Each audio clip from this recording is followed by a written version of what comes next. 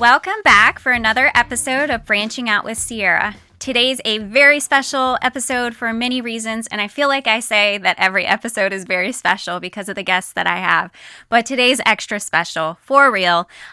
Today's episode is entitled Branching Out Again, Milestones, Momentum, and What's Next. And I have my guest, Jay Foreman, here with me today, which I'm excited about. But I want to give you a lead in to what we're talking about today. So we have had a lot of things happen since I last did an official recording. So, of course, the podcast has been released every Friday, but I moved offices, and so I had to create a bunch of recordings before I move into a new space, set up a whole new studio, and so I had a gap between my recordings, and I'm back again and excited to launch season 2 in this new studio. And when I thought about the best person to have come back, it wasn't Erica Kearns. It was Jay Foreman. So welcome back, Jay. I don't know that she listens to us, so she might even. Well, I'm just. You made the right choice. I'm sorry, Erica and Jess couldn't join us here today, but you made the right call. Kick off the second season, right? Season 2. Season 2. Brand new episode. Brand new. Right? I still wanted you to get the jackets or pins, something from the Branching Out for us repeat guests to have. I mean, if we've been on, maybe 3 times, the 3-Timers Club, we should get jackets or pins or just something. Have you actually tracked your number of episodes? Because I actually don't know. I think I do, because this is a big deal for me. This is the pinnacle. I think this is my 3rd. Okay. So I'm officially a member of the 3-Timers Club. Okay, that's why you chose the number 3 Yes, for I want to make sure I flew in under the radar there. So is it Jess has been on? She's been twice. Okay. Oh, not 3 times? I don't think she's been on 3. I might have to refer to Matthew on that one. However, we might have an issue. If she's been on 3, I just set her up for another recording coming up. Oh, no. So, okay. I'm pretty certain that Jess has been on 3 times. Oh, okay. So right now Jay. We're tied. Yeah, but this one counts towards 2 episodes because it's so special. Of the season. Yeah. Yes. So I'm officially 4 now. So what about Erica? I think she's done 3. Okay. I think she's done 3. She did. I feel like she pushes her way onto these all the time. Yeah.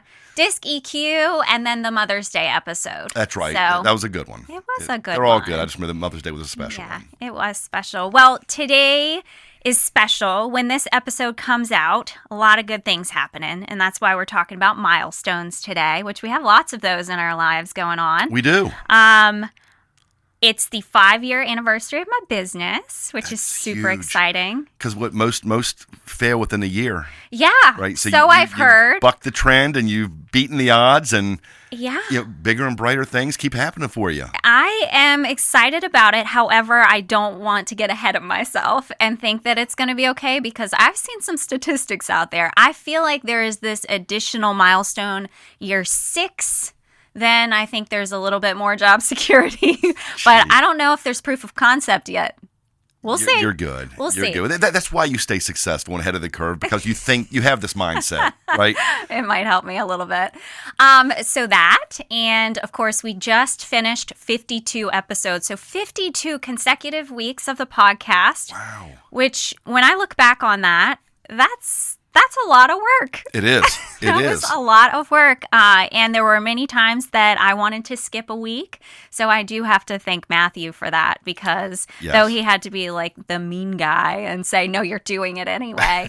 I got through it. So this makes episode 53 to launch. 1 full year is now over. Season 2, new space, which I need your feedback on. Be honest. What do you feel about the new space? I love it. Seeing Kramer in the back here, I keep thinking this is the Merv Griffin show from that Seinfeld episode. Yes. I love this. The other studio was cool. I loved it. I almost felt like you were a radio personality behind that table. This is more homely. And is that the word I'm looking for? Not homely. Many times. Thank you. This has a nice, comfortable feel to it. I feel like we have our coffee here, and this could be like a TV morning talk show. Morning talk show. This is where it begins. Just wait, Jay. And what people can't see, we'll have to take a picture so they can see this part. They can't see it on the camera. I think that it is a beautiful, beautiful apple crate bookcase coffee table piece. Erica thinks it's hideous and did not want it to make the cut, but I want your feedback on this. I mean, we are in the Apple capital of the world. So the theme fits. Yeah, I mean, I think it's beautiful. It's wood. I'm more attracted to the tissue box holder. It looks like a giant book. So of course I love that. I feel like I need to show it off. Can I grab hold it up there? Okay. Yeah. We do have the third camera. We do. There. That shows it. This, yeah. I want to make it level. It does look like books on the side. It does open as if it were a book, and it's hiding all of the tissues. So maybe I should keep it on this end since you might get emotional. That's true. We never know what we're going to uncover here. Yeah, and then this, I want to explain. This was my grandfather. So he was a big ham radio guy. So he ran like Shenandoah Valley Ham Radio Club. Big thing. That was one of his mics that I got after he passed away. So I had it on the little shelf behind me at the old space, and Matthew actually stuck it in here this morning. Yeah. So that's where it should be, right there, front and center. That's cool. Yeah. So that's your little tour. And then this is a tree bookshelf. I don't know if you can see it and wrap your head around it, but that's actually what it's called. So it fits the theme, but it's a little different. Features some books there. Hopefully we can find some that you can take home with you. I know you're an avid reader. I love it. I'm trying to see the ones that I haven't read yet. Yeah. Some good ones in there. There's always more. So I have a lot of stuff going on, but you also do too. So we're going to highlight that later. Okay. I don't want you to give it away yet, though. Okay. Okay. So beyond this really big announcement that you're going to make, what else is going on? Wow, the big announcement is really what's going on in my life these days. Yeah, but there are so many other important things. There are other things. Continuing with leadership training and the different keynotes at conferences across the country, and working on my next book. So those are the main things right now. Those are all important things. They're all fun things. They are fun, and you're good at all of them. I was just, when I did a practice run of this episode without you sitting in that chair yesterday, right. You wouldn't believe all the things I said about you. Oh. No, I would believe what you said about me. But I was talking about, like, when I look at you as an MC, I don't really want to be an MC. That's not a goal, but I want your sense of humor, and I'm trying so hard to get there at some point where I say a joke and somebody laughs. And I try it out on the Wolfpack, and I don't get great responses. So well, Seth and Will don't laugh at my jokes either, so that's not a good target audience. Okay. All right. Well, that's fair. All right. So in today's episode, we're going to talk about milestones, which means not just looking forward to exciting things. We're looking back, both those personal and professional milestones from our lives. And I'm curious about what you see as some of those big milestones, because it might be very different than my perspective and what was kind of important in shaping me throughout life. So can you kick it off today by telling us a little bit about some of those important milestones? Yeah, that's a great question.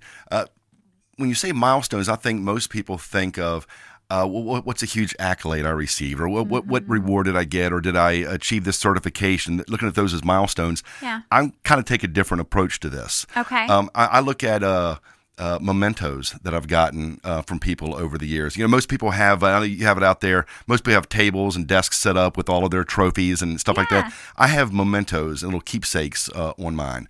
One, because I don't have a lot of trophies to begin with, but I'll give you an example of that. Through the years, I've saved different things. If I had known this, I would have brought them with me. One says it's a rock, and then painted on it, it just says hope. And one of the classes that I taught, this is years ago, it was a 4-week or a 6-week class or something, and the girl was kind of reserved in the beginning. She knows I tell the story now, so I'm not telling any stories out of school, but she was a little bit reserved, and as the weeks came, she came out of her shell, and at the end, she said, hey, I was in a dark place before this started, but here is, and I used to have this on my desk. It said hope on it because I needed visually something to look at to hold on to hope. And she said, I want you to have this because I don't need this anymore. And then this wasn't me. This was just the course that was taught there through that. So those are the type of things you look back, and you and I both are in the same business here. We teach so many people throughout the year, and you hope you make an impact. And half the time we'll never. I always say we'll never know this side of heaven. The impact that we made. We're hopefully making. But when you get those folks that that validate it, and not even validate, but just let you know that, hey, I got something out of this. I'm a little bit better off. Yeah. Again, not because of us, but because of the course or what we're teaching. Well, yeah, it right? definitely keeps you going to know that something you're doing is impactful. I cannot believe that you just said that about a rock, because this is going to blow your mind. I have a box. It was made out of an old cigar box, but it's all painted up, all pretty, and it says my treasure box, and you open it up, and my students gave me rocks with words written on them to describe me, all characteristics, and wrote them, and then they I don't know, put a layer of primer or something on there. And I have kept those, which led to then some additional rocks people in my life have given me, some with trees on them, people's names that are important. So I have this little chest at home of rocks, and Caleb takes them out and plays with them and looks at them, and we practiced reading them all last weekend. So it's multi-purpose now. Yes, yes. That is cool. It is so cool, and I agree. It's good to look at from, every now and then I open it up and I think about the students that, chose the word for me and how much thought they put into that. Yeah, it means something. You had an impact on them. It does. So any other milestones or mementos that you feel have shaped who you are as a leader? Yeah, well, they all come back to the same answer. They help shaped who I am as a leader just by reminding us that we can have impact on other people. Yeah. Another one I got was I taught a class. This was at the college years ago when they did. I think you may have been part of the Leadership Institute at one point. Yeah. And again, it was this was a multi-month course. They meet once a month, people from different organizations, and this one guy didn't want to be there. This was one, this is the one where his boss made him go to this class, so did not want to be there. Sit in the back, arms crossed the entire time. Yeah. And then I know the type. Yes, you know the type, right? They stare at you like they're angry the whole time. Never would get involved in the group activities, right? You can't force them. It's just awkward then. But then over time, the guy, it's like the Grinch. I think his heart started to get 3 times bigger or whatever. Yeah. But at the end, he never wanted to be part of a team, right? He just wanted to do his own thing. Mm-hmm. And at the end, he worked in metal work. And at the end, he came back and he had welded or done something. Had this metal work. It said Leadership Institute 2017, 18, 19, whenever this was, and he had made one for every single person in the class. Aww. So for him to come that far to say, hey, this is a gift to everybody to remember this by, to the arms crossed guy that didn't want to be there. So those type of things. I guess it's not. Again, I want to take the emphasis off of us and what we do. I think just watching the growth in other people that allow themselves to, okay, let me dip my toe in the water here and see what this leadership training is all about, just to see the impact that the changes in people's lives. Yeah. So those are the big milestones for me. It's almost like when I walk into the room and I see the person with their arms crossed or sighing and don't want to be there, that becomes my challenge for the rest of the session is how can I break them, right? Yes. And I love it every single time because I think it's been a rare occasion that I've ever walked out away from a first session with them feeling like, man, I didn't make any progress with that person. But I've had a couple of people who very openly, one told me a couple of months into working with me, I just want you to know, I did not believe in what you did. I told my boss I didn't want to work with you. I kind of hated you for making me do it. And now I'm so grateful because I've grown through it. And I'm like, okay, thank you for sharing that. Thanks for hating me. And now, yes, glad I won you over. Right? Yes. It only took how many weeks? Such a big feat. So it's interesting that you talk about the mementos, but you still have to. It's kind of like when I asked Barry Lee about, his favorite apple blossom memory, that one time he felt really accomplished. He was doing a specific event at Apple Blossom that was exciting for him. Is there a specific event that you emceed that you always wanted to, or when you published your first book and that was a milestone for you and you'd always looked forward to that? Anything like that? There has to be something, Jay. You keep trying to turn this back onto me now. Well, of course, because I'm not satisfied with your answer. Okay. Oh, do you treat all your guests this way? Nope. Milestones for that.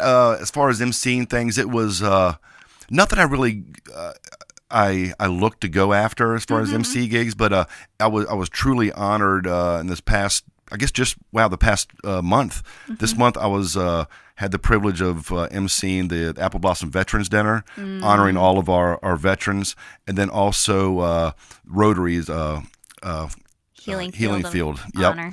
Yep. That's I got awesome. to kick off. Barry Lee closed it. He was the closer. He Oh, was right. the closer. I opened it Okay. up on Thursday. It's just an honor to be Yeah. part of those things. A small piece of something big that honors these men and women. Yeah, that's So that was awesome. fun. That's understandable. I'll accept that one. Thank you.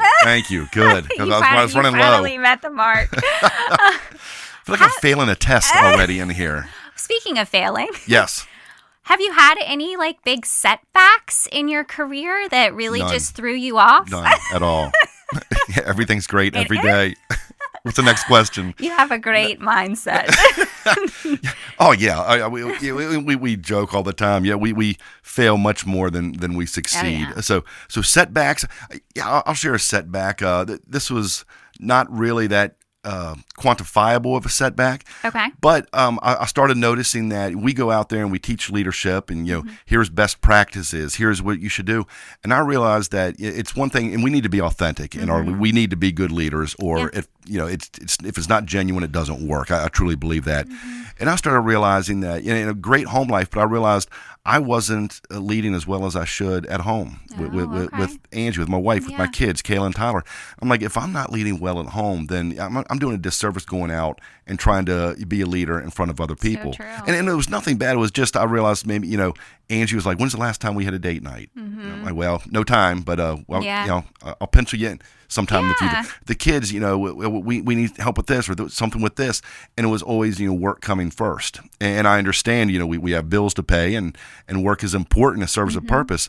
But again, I think if we're not leading well at home, then we're not going to lead well out in the community and beyond. So I had to make sure there was a better balance there. So I look at that as a hurdle or a setback, something where I had missed the mark at home. And I think that's the most important leadership we have is with our family and friends and loved ones. No, it's a really good point. And then they get the brunt of it too. A lot of times we get home from we put on this. I think we've talked about it off camera before. We put on this front with everybody. Hey, how's it going? Great. You're at a 10 all day long, and it's authentic. It is authentic. Yeah, but then. You do what your social battery runs down. So then I'm at a 10 level all day long. You are too. Then I hope you're different than me. Then I get home and we watch for dinner. How was work? Don't want to talk about it. You just and I was like, these are the most important people in my life, and I'm treating them not in a good way. Yeah. So I just had to make sure I went back and put things back into perspective and righted a few wrongs there. Good for you. So you realized this on your own. You didn't get called out for it, because I get called out for it. Oh, no, if I gotten called out, hopefully I would have been able to fix it a long time before. I had to come to now it on my own. Now I just got double called out. Thank you, Jay. I was trying to subtly throw you under the bus there.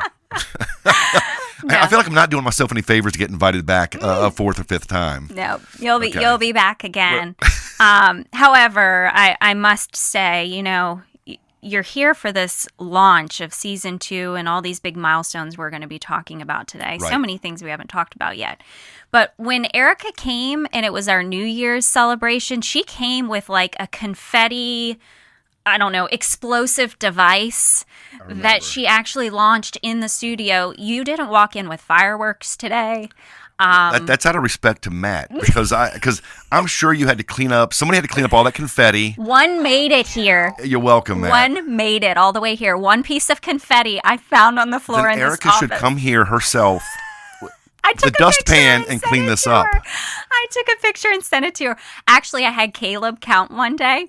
I said, find all the pieces of confetti, and for every piece you find, that's $1 an hour off of her pay. Yes. $7 off. Wow. Yeah. Probably only 7. That was okay. Yeah. I mean, it's been a while at this point. We are launching this in June, so we hope that in 6 months confetti's gone. But no, you'll be invited back. And I enjoy picking on you if you haven't figured that out. While we're talking about milestones, I'll hit on a couple of things because what you said resonated with me. Of course, I can get so much better at saving some energy for the home life too. Right. I'm in this mindset where I feel like I have to, put my nose to the grindstone now because I tell myself if I do this for a few years and I can get to that financial position where I can buy the house and, build the exact life that I want, that once I get there, it'll be different. And so, and I'm not going to go into details, but recently I had a little bit of a health scare. And when I thought my life would be significantly shorter than what I would have thought before, that put it into perspective, because those days I was thinking, is this really how I want to spend my time today? And the great news is for everybody is when I considered that, I still wanted to have my business. I still wanted to do the things that I do, but I would have given the family more attention. So that was a recent lesson for me as well. Yeah, I think when you talk about what you went through, you really start to think about what legacy, what is your legacy going to be, right? And are you living a life that lines up with that legacy? So I feel like I might have said this on a recent episode since Dr. Dave's passing, but, I was just at SHRM yesterday and they were celebrating his life there again. But to be specifically in leadership development like you and I, and to see his passing and see the community outreach and all these people coming together, celebrating him yesterday, sharing memories, you can truly see the impact he had. Mm-hmm. And I don't know if he knew he was having that impact, if that makes sense. Yeah. So that's been an interesting piece of it too, to really look at and say, that's someone who does what we do. Would they say that about me? Am I doing enough? A lot of people said he was only in this community for 6 years, and look at all the lives he touched and all the things he did in 6 years. And I'm like, okay, when I'm in business for 6 years, would I be able to say these things? So I ended up comparing myself, which I'm not supposed to do, but it did help me to understand how I need to be more intentional. Yeah, that's the advice you gave away not to do 2 podcasts ago. I know. Okay, just wanted to call attention to that. Yeah, I know, but I still catch myself doing it. I know. We're human. It's terrible. And yesterday when I was doing the practice run without you sitting there, I actually talked about it in my practice yesterday too, and said, I know we're not supposed to compare ourselves to others, but this is kind of a positive comparison. Like, they're saying amazing things about him. I want people to be able to say that about me. I want to have that impact. I wasn't totally being down on myself. No, I know what you're saying. But I want things that we talk about to be actionable for folks. So as we're thinking back and reflecting on personal or professional milestones, I think for me, I have always considered, journaling or reflection in a planner or whatever it may be as a really powerful tool in my life to really look back, learn my lesson, look forward. And milestones don't always have to be like a positive milestone too. I feel like they're, so, what would you recommend that people do to really acknowledge those milestones in their personal and professional lives? I feel like I want to answer this with the exact opposite answer what you think I'm going to say. Okay, here. Bring it on. I look at milestones. We need milestones. They're important. Mm-hmm. But I say don't spend too much time on the milestones. I say whether it's and I'm glad you just brought that up, whether it's a positive milestone or a negative milestone, learn from it, and embrace it, enjoy it if it's a positive one, learn from it if it's a negative one, and then tomorrow's a new day. Yeah. Move on from it. Yeah, because I found that both ways.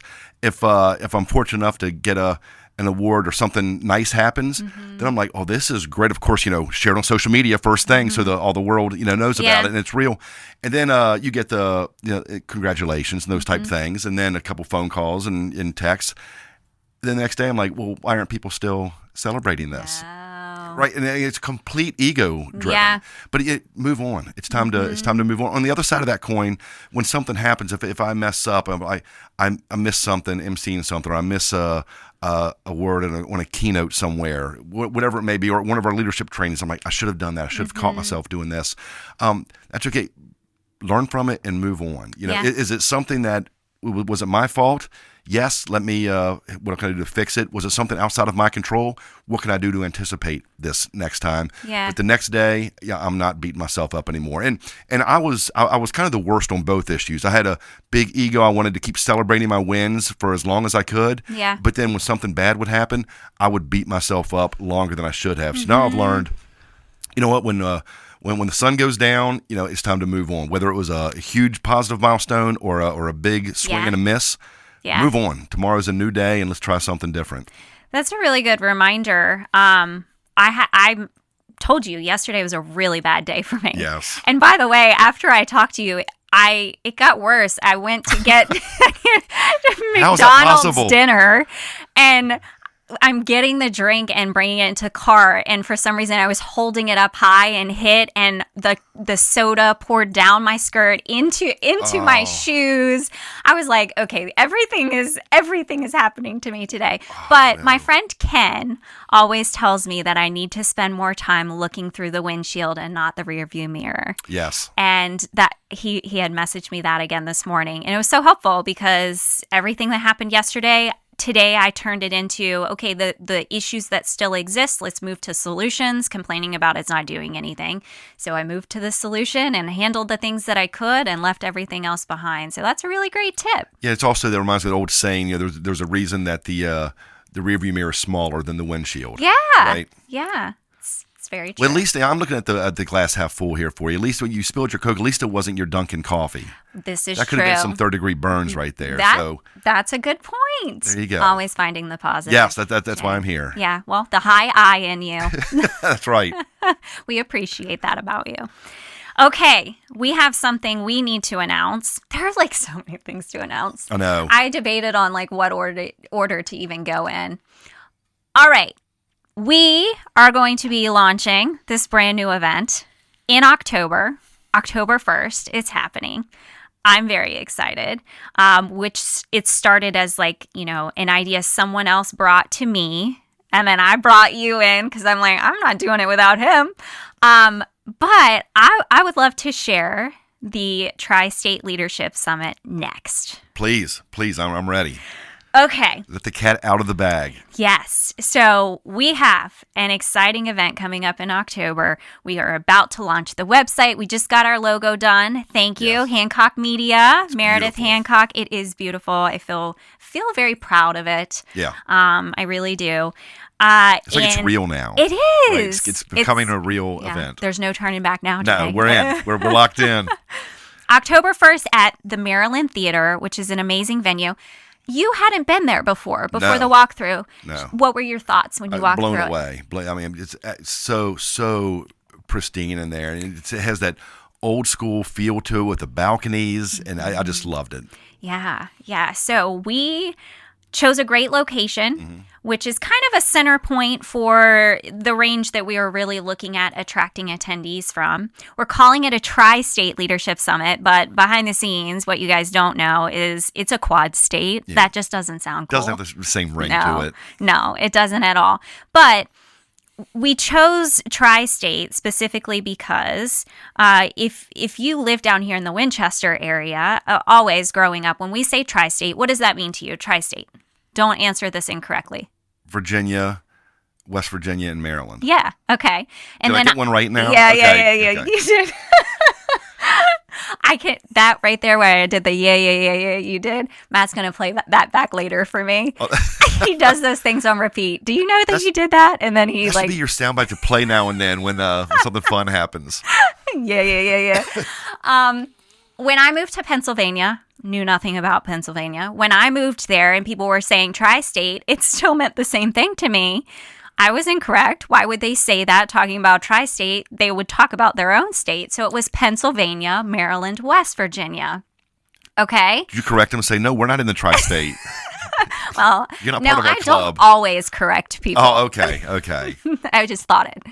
And so Tri-State has meaning to all up and down the 81 corridor from where I have my office here to up there where we live. And the rest of the team that we're working with also resides and works. So it just kind of made sense to do tri-state. Yeah. So Obviously. whatever 4 states you're in, you always feel like you're part of the tri-state. Yes. That's why we're not specific about it. Yes. We want it to be all inclusive. Yeah. Even if you're not in those 4 states, feel free to travel. Yeah. Anybody from any of the 50 states is more than welcome to come. We're outside the country. I have clients outside the country. Yep. Come on over from Australia. Yes. Okay. So obviously leadership. We know what leadership is. You are going to be our kickoff keynote on servant leadership, which is something, when we talked about the topic, I immediately thought of you, of course.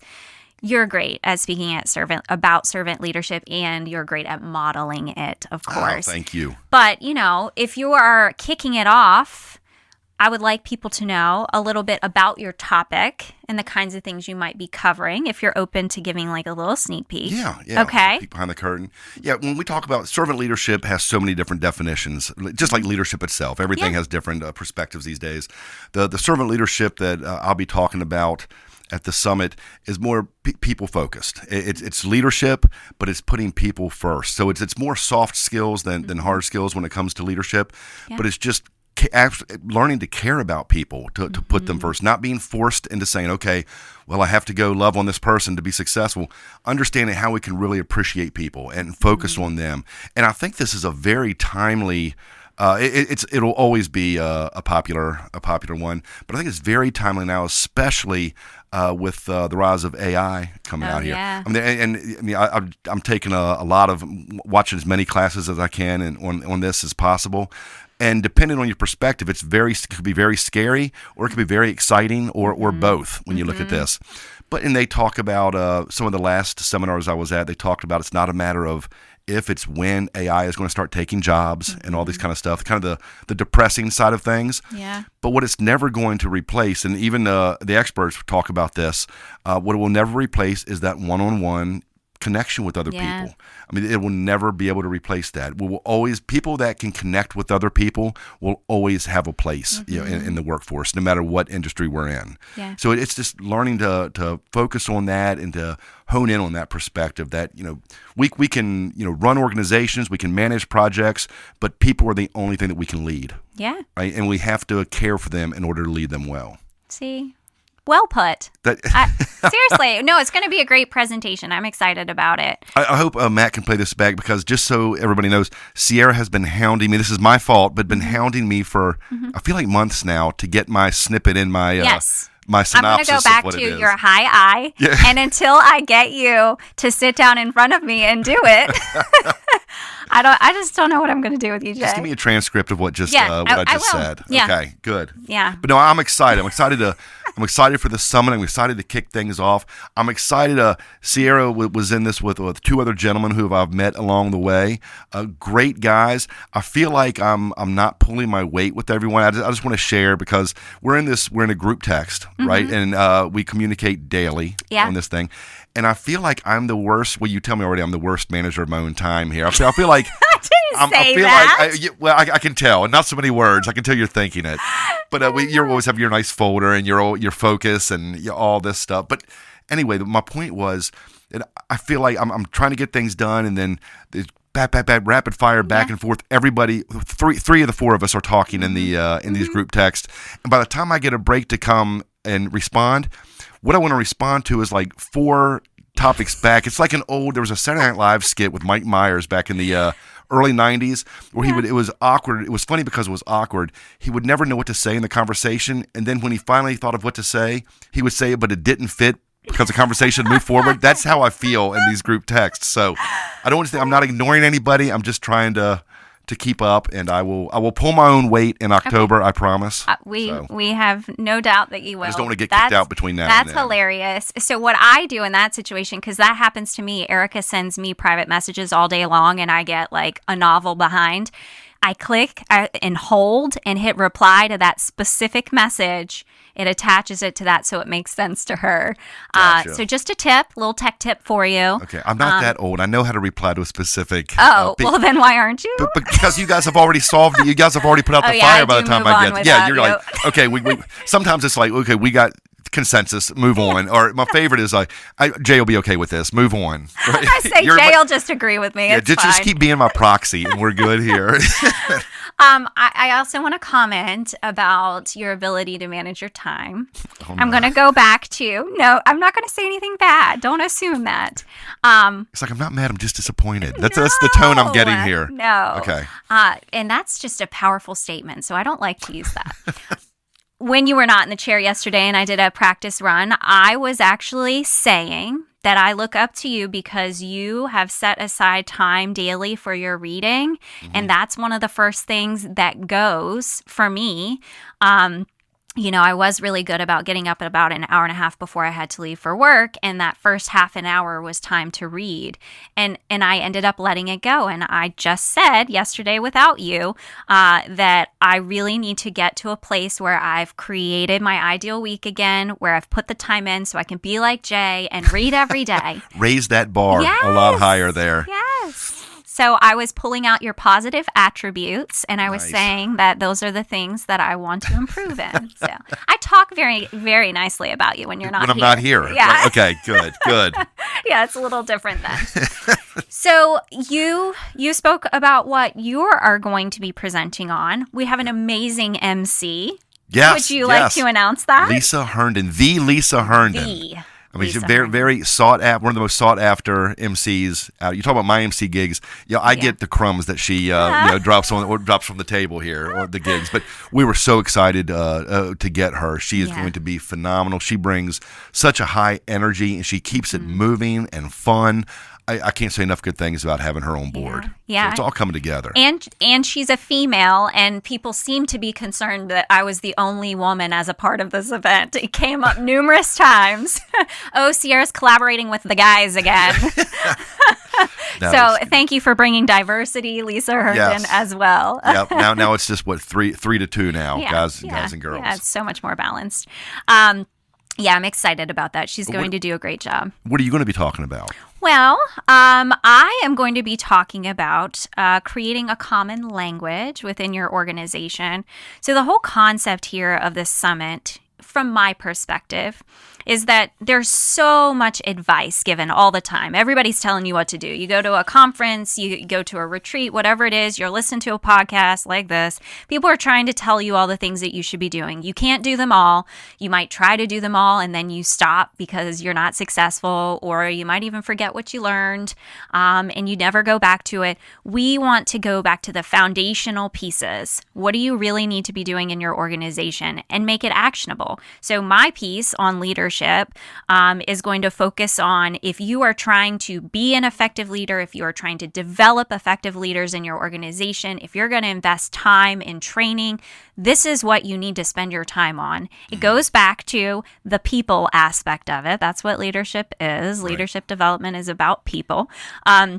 And I don't want to give away the common language that we're talking about creating, but what I hope people walk away with from my session is clarity as to the best use of their time when doing any sort of team development. Yeah. Okay. It's going to be fantastic. I'm excited about it. And we're not spilling beans, because I know you're going to have the other two gentlemen on as guests. So we're just going to very briefly highlight. We're going to have Eric Murr of Kagris Digital Marketing. And he is going to bring tons of awareness to this event with his billboard marketing, which is amazing. Pretty excited about that. We've arrived when we're going to be on billboards on the interstate, right? I know. We got that preview yesterday. How did you really feel about it? Was it okay? Yeah, I'm not going to lie. I said it was good, but I got his point too. With we need to take text. it. Yeah. That's his world, and I appreciate him understanding. Everything seems so important. It's like, what do you take away? I know. That's my issue. Is I love detail, and so I'm like, they have to know that too. But yes, we're going to have the billboard aspect. But he is going to talk about the marketing piece, and again, the theme is really blocking out all the noise and focusing in on the one thing that you should do when it comes to marketing, and really understanding how to promote your brand, your service, whatever it may be. And then we have Robert Fulcher from iWatt. He owns a company in Chambersburg, Pennsylvania, and he is going to be focused on the tech side. So obviously, especially with AI right now, we're hearing all sorts of things that people should be doing to protect their businesses, cybersecurity wise. We hear all the millions of tools out there. I'm using this. Well, I use that to communicate. Well, it happened in our board meeting the other day, right? Slack. All of these different tools, well, you could spend all day, every day signing up for tools and not knowing where to really focus your attention. So anyway, he is going to be helping us to determine when it comes to tech, which is a very, very broad category, where do we need to spend our time and attention. So that's really the idea, is taking these foundational components of the people aspect, the marketing, sales and marketing, and the tech, and really zooming in and making it actionable. So this is for business owners and decision makers. Typically, when we do leadership development, we say, everybody's a leader, come, this is for everyone, but we really want this to be actionable. So we want someone to be in a position where they feel comfortable taking it back, right. and maybe they're not the owner or a key decision maker, but they feel comfortable coming to those people and saying, we need to make these changes. These are things we really need to invest time in. Right. So that's like the key speaker portion, but there's something else that we're doing. Yes, the main event. Yes. Go ahead. No. This was your idea. Well, this was a good marriage because I helped bring the concept to the table, but I've had the concept forever. You're the actual one that's made it real.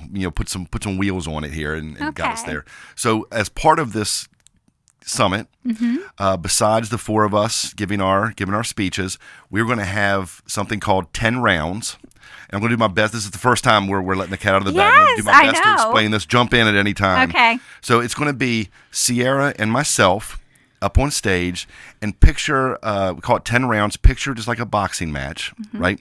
And we're going to have 10 different leadership concepts or leadership questions that are going to come up on the screen. And when that pops up there, then Sierra and I are each going to have, we haven't gotten the final timing down, right? Maybe 90 seconds, 2 minutes, something like that. No more than that. Each one of us will have a short, allotted amount of time to give our opinion on that concept, our perception on that, what we think it means in the leadership world today. So it's great because the audience, it keeps their attention. It's short. It's boom, boom, boom, boom, boom, right? So it will come up maybe what's something we can delegation in the workplace. Yeah. Maybe that's for an example. I'll give my thoughts on that within 90 seconds. Then we'll go over to Sierra. She'll give her thoughts on that. You're two completely different perspectives on this. And then the best part of this, the audience gets to vote who they align with. I think, Sierra's makes more sense. Or maybe Jay said something that resonated with me. They get to vote, and then instant voting right there, instant results. Live polling. We will know who won that round. And we will go 10 rounds and have a winner at the end with a real championship belt. Yeah. We have something else involved where we can get people, audience participation, to come up and tag team with us. I'll get a partner from the crowd. Sierra will get a partner from the crowd. It's going to be a lot of fun. I'm really excited about this. It's something, I think it's going to be game-changing in leadership, right? Because a lot of people hear leadership and they're like, I don't want this. Sometimes leadership, training gets a bad rap. Yeah. But this is going to be something fun to keep people's attention. It's just something that the industry has never seen, and I'm excited for us to roll this out. I am too. You did such a great job explaining it. I'm going to add one feature that I think is one of the coolest features. Yes. Okay. And I see you're like, well, what did I miss? I know. We are going to, as folks are registering for participation in the summit, we are going to ask the question of what is your biggest leadership challenge, or what challenge are you facing, or give us a scenario, whatever it is, so that it is audience submitted questions, themes, so that we're answering questions of the people right there. So when we bring this to organizations too, that's the powerful piece as well, is that we're not picking arbitrary things that might not be impactful to the people in the room, right? But they're submitting their ideas and we're supporting them with their challenges. I love that piece. Yeah, how did I forget that piece? I don't know. Yeah. We're not stacking the deck to things that we want to talk about. No. Right? This is from the audience, and we're going to answer those questions. And since we're going to have 200 people in our audience, we're going to have to narrow it down to 10 questions are going to get pulled. So likelihood, I don't know. We'll find the most common themes, right? Yeah.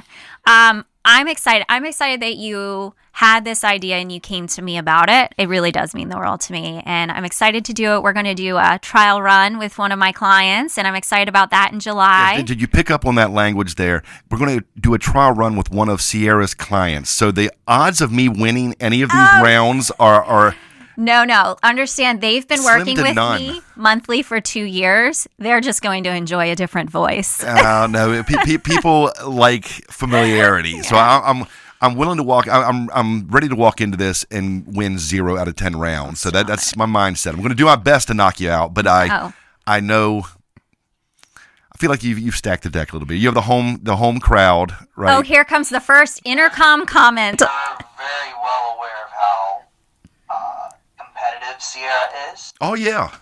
Yeah, if you think she hasn't stacked the deck, I'm sorry, but you definitely. I don't cheat. I'm not saying you cheated, but I'm saying that deck's definitely going to be shuffled in your favor. Yeah, believe me, I know. I know what I'm dealing with here. Goodness gracious. Well, thank you for sharing that. I'm excited about the event. People will hear more about it. Yep. We are looking for sponsors. Yes. We just finished the sponsorship packages, so we'll be sending them out to some people. But if there are others that are looking for it in their inbox and they don't see it, reach out, and we'd be happy to talk to you about a sponsorship. There's some really great packages. There are. Honestly. It's going to be an absolutely fantastic event, and the kickoff, the first of many. Yeah. Well, I think it's just cool to bring all the people together remember how, when you have, for example, an apple blossom gathering and people that you know personally and professionally stop in and visit you and kind of like your worlds collide. Yeah. This is kind of that for me, because it's my way of like my network from down here to all the way up there, finally like bringing everybody into one space together. That's what I'm excited about. I like you always reference Seinfeld with the worlds colliding there. That's Did you pick up on that? I did. It's Costanza. I get it. But it is going to be fun. I think it's going to be a great networking event as well. Yeah. So I just want to say, anytime somebody's attending an event, how we can be more intentional with our time there. What do you do before you attend an event, whether it's a summit or a conference? You're not speaking at it, you're attending it for your own growth, which we grow when we're speaking too. But right. Is there anything that you do to kind of prepare before going in, or any sort of reflection that takes place after the fact so you make the most of your time? Yeah, I have to be intentional about it. I have to have some quiet time before I go out there and just make sure my mind and my heart are in the right place. And what I always ask myself, again, you're talking about when we're not speaking, when we're just going there to glean information from the crowd. I ask myself, even in that role, what am I going to do while I'm there to have an impact on other people and to allow myself to be positively impacted by the people as well. Yeah, being open to new ideas. That's a big one for me too. Just like being open to the learning, blocking out distraction. If I know what topic I'm walking into, I write down questions I already have about the topic and come in with the intention of getting answers to those, right? Yeah. Or I even, this might be really dorky, I enjoy searching for a podcast that specifically, or a YouTube video that talks about a topic of interest that I think is coming up there, and it gets my brain kind of going on that topic. It makes me think of other things, like what are my questions? Smart. Yeah, I should start doing that, because my thing, I don't take it that far. That's a great actionable step that you talked about here. I always tell myself when I'm looking at the whole slate of speakers, there's usually one or two. A lot of times I won't know the speakers, but I'll know the topics that they're talking about. Yeah. There was one or two I'm like, this is where I could probably check out. I don't care about, underwater basket weaving, whatever it is. But that's when Sorry, I tell guys. myself, that's when I tell We just myself, lost a listener. Thanks, man. the Underwater Basket Weaving Association. But that's when I tell myself, okay, I'm coming into this with a preconceived notion. This could be something. They could come deliver something dynamic that I don't know that makes me want to start, weaving baskets underwater. So I have to tell myself, let me open up and not bring any preconceived notions to the table here. Just let me be open to hearing what they have to say here. Yeah, I love that. And then after the fact, after it's over, how do you make sure you actually do something with the knowledge? Do you have a strategy? It's so lame. I don't even want to. It's nothing you do is lame. Wait. This is lame advice. There's nothing new for your audience here. It's okay. I take back and write down my aha moments, my takeaways, and we both know there's the power of writing something down. Means it's going to stick with me, and I'll do something with it. Yeah. So let's take it a step further and go back and review those with some sort of frequency, right? At the end of the year, I have a client where we keep one running document of all of his professional development takeaways. So at the end of the year, he goes back. He also does it quarterly. Goes back and he reads his summary of key takeaways from everything he attended to keep it fresh in his mind. Oh, nice. That works. Yeah. And I put dates with all of them. I'm going to do this by this time. Good. So, and if possible, I try to make them all within a month so they're still fresh. Okay. And hopefully if something, comes from it, it works out, it starts becoming habitual. Yeah. Right, and go from there. Yeah. Well, I think that they'll have a lot to take away from our event. Oh, I know they will. It's going to be a great one. Just saying. Yes. Get your tickets early. Yes. I mean, 200 sounds like a lot, but at the same time, it's really not a lot when you look at our networks. I mean, just between the 5 of us, Lisa and the 4 of us planning it, if we invite our people, sorry, a lot of you can't come. Yeah, it's going to sell out early. It is. I have really high hopes for this. And this is something that we want to do in the future. I mean, this is going to be an annual thing, so I hope you know that's what you signed up for, Jay. Yes, I'm in. You're stuck with me now. I feel like I've told you many times how stuck you are. I just don't know if you realize No, it. I love it. I love it. So something else I wanted to talk about as we're looking back at milestones, it's also kind of fun to look at changes in leadership over the years since you started your business. How many years ago did you officially transition into doing this full time? Oh gosh, it's probably about 12, 13 years. Okay. Yeah. Okay. I started out just writing books, then it kind of led into the speaking, then it led into the teaching, which led into the leadership thing. So it kind of morphed over a couple years there in the beginning. Okay. So let's just say 10. We'll go with 10. Yeah. In the past 10 years. Don't round down, round up. Say 15. Okay. 20. Let's go to 20. Okay. In the past 20 years, before I was born. No, I'm just kidding. I'm just kidding. What are some of the big changes you've seen in leadership over the years? It's gotten harder. Yeah. That's the quick true. and easy answer. It's just it becomes more ambiguous with every passing day, right? And there's just so many outlets and avenues out there for people to judge and second guess and voice their opinion.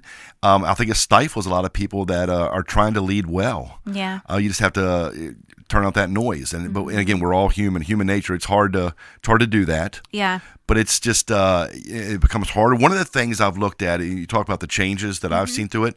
One of the things I look at, and we haven't even talked about this one off camera yet, so I'm anxious to get your thoughts.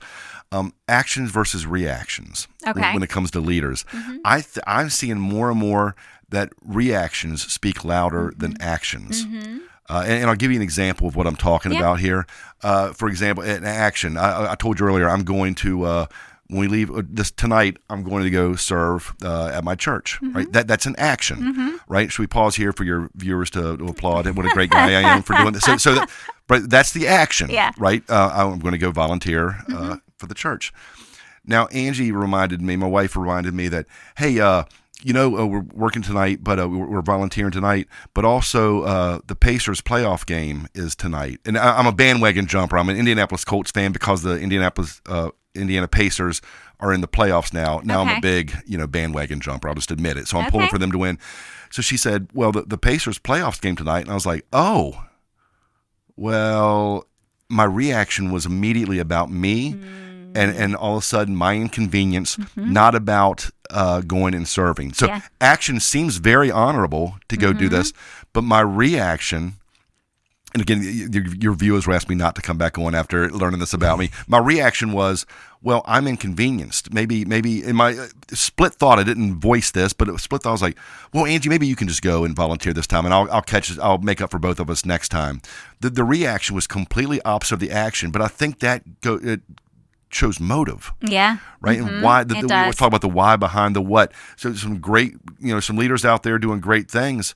But if the reason they're doing it is self-serving or to get ahead and not for the greater good or for the people that they're serving, then it's all in vain. Yeah. So it's action versus reaction, and I think you can tell a lot about a person watching their reactions more than their actions. The reactions, something happens, it doesn't go their way. Is it a knee-jerk reaction? Do they respond negatively, or do they keep their cool? Or do they respond accordingly to that? Yeah. Is it something you want to emulate when you watch how they react to these situations?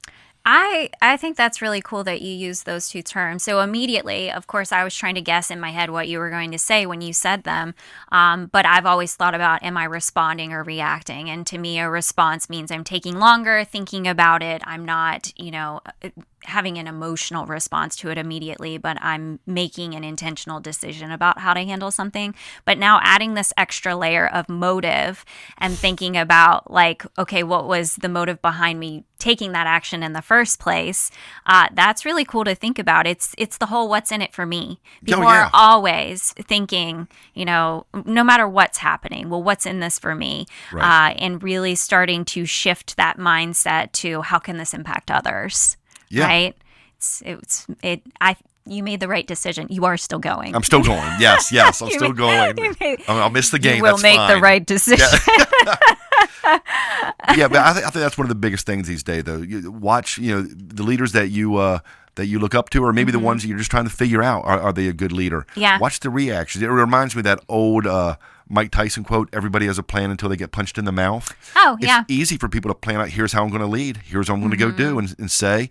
But then as soon as the first thing, and you and I both know, it's daily. It's not a matter of if, it's when something's going to veer off course. You're going to hit an obstacle or a roadblock or a hurdle. How do they react to that? Yeah. Right? And that's where true leadership is honed. When people say, okay, we have to go a different direction. How am I going to do this? And then that's when it goes back to that servant leadership. Am I putting people first here? What am I going to do to get through this, to get past this? Well, that kind of aligns with what I was going to say about something I've seen change, is because, well, it's the whole idea behind this podcast, where for so long I feel like leadership was about getting a title and then having authority. Yes. Right? Like command respect from people. You know what I'm saying? For so many people. But I've seen this shift into, okay, it's not about the title. I'm not going to command this respect, but I'm going to coach someone through this. I'm going to come alongside them instead of telling you what to do. I'm going to come alongside you and support you. I'm going to mentor you. I'm seeing a lot more of that from effective leaders. I'm seeing a lot more absolutely. of that. Of course, there are still, people that I come across that I can see that are more self-serving and are in it for the title, for the pay, for the ability to control someone else, whatever it may be. But that's a good shift that I've seen since even I've been getting into it. But then again, I think about the rooms that I'm in. I'm invited into the rooms of people who want to invest in their growth, unless their employer is forcing them to be in the room. Right. But typically those organizations are organizations that really are striving to care more about the people and not just, focus on the authority within leadership. What do you think about that? Have you noticed that? I have. It's a positive trend. It goes back to, I love the differences that some leaders, they think that you mentioned the higher you go up the org chart. The different mindset is you got some of the leaders saying, well, here's more people that report to me now. Where the most effective leaders I'm seeing are the ones that say, well, these are more people that I serve now. I mean, the higher up you go, the more people that report to you, they're either looking at it as these are my subordinates or these are people that more people for me to serve now. Yes. And it's a completely 180 mindset on this. Words matter so much. I hear it all the time. I hear people say, yeah, I have this many people working for me. that working bugs. for me. Yeah. And it's a pet peeve of it mine. depends on who I'm with. I will pause people sometimes and have them think about it. Yeah. Just depends on the relationship at the time. Yeah. Those little words matter. Yeah. Right? Yeah. It's a big deal. So that's a big one. And then I think what you touched on earlier about the thing that AI will never be able to do, the emotional intelligence piece, I really do feel like people are tapping more into and trying to learn more about how to more effectively interact with others or understand what motivates someone. Or, well, maybe it's because the people are calling me to do DISC and EQ and people are interested in it. But I do feel like using those assessments and really looking at the way people are wired and seeking to understand them and then grow in your own EQ abilities, right? Yeah. Your emotional intelligence. I feel like that has improved. Would you agree? I do too. And what I love about emotional intelligence is it validates what we always talk about. With leadership, there is no magic bullet. There's no one way of doing this. Yeah. It just depends on the personality of yourself, the personalities of the people you're dealing with, and the overall environment and situation. But what emotional intelligence does is help us tap into that, right? To get a better understanding and the best grip we can entering into these situations, whatever they may be. Yeah. Anything else? Any other big changes that you've seen? No, like I said, I think I feel, as I said earlier, leadership is getting harder, but I feel like there are better and better leaders coming from this. I mean, just like being forged through fire, right? I mean, people are seeing it's harder out there, but the ones that are leading correctly and putting people first and having not being self-centered or having their personal gains leading the way for them, they're coming out the other side of this as better, more proven leaders. And what happens when they become better leaders, they ended up inheriting more responsibility, which, if they're doing it the right way, becomes a better thing for the entire organization that's involved. Yeah. Well, I've seen a lot of people who are very focused on how can I get more out of my people? How can they be more productive for me? Yeah. You see what I'm saying? It's almost like, how can I make more money on having them here? Yeah. Have you ever heard Simon Sinek talk about that? Yes. Yeah, he said it's a flawed question. He said that they're not a towel you wring out and get more from, right? Yeah.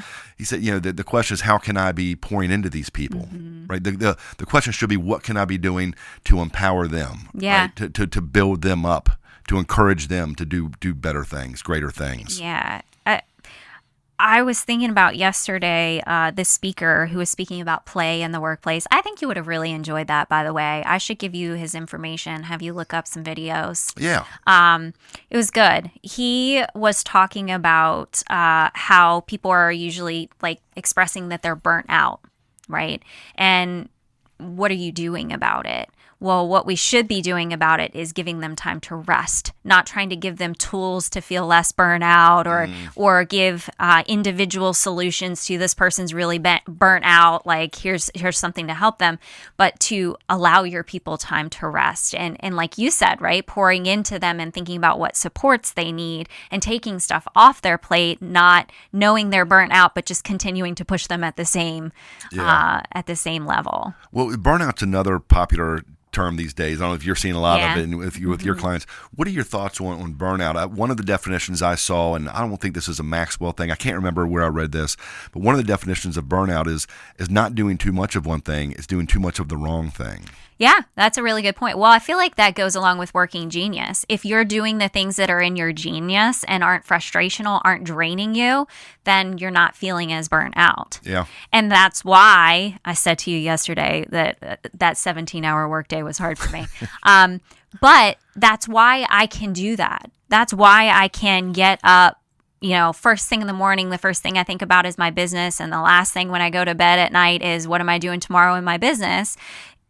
That's because I am passionate about it. So I don't really feel burnt out. I wake up just as motivated the next day. Yeah. So you don't have to go to work. You get to go to work. Yes. Right? Yes. Yep. It's hard for people that aren't experiencing that to understand. This is a ridiculous example, but the maintenance man that works in my little community, he was sitting out there on the back of his truck the other day, and I went over and I said, Happy Monday. And he was like, Happy, what's good about it? And I was like, what do you mean? I was like, it's a fresh start. It's a new week. And he's like, I've never liked Mondays, blah, blah, blah.